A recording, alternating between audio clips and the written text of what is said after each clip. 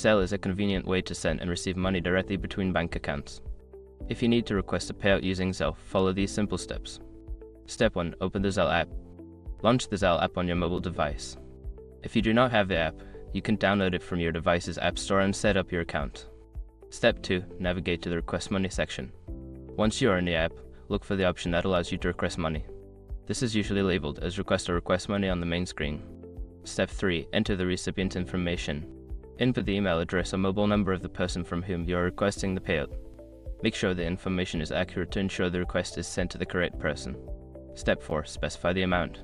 Before filing a refund or dispute, use the ashrock.com link in the description to open the refund dispute deadline calculator and confirm your deadline.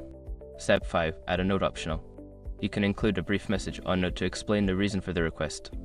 This step is optional but can help the recipient understand why you are asking for the payout. Once you have completed these steps, review your request and send it. The recipient will receive a notification, and they can approve or deny the payout. Enjoy the convenience of using Zelle for your transactions.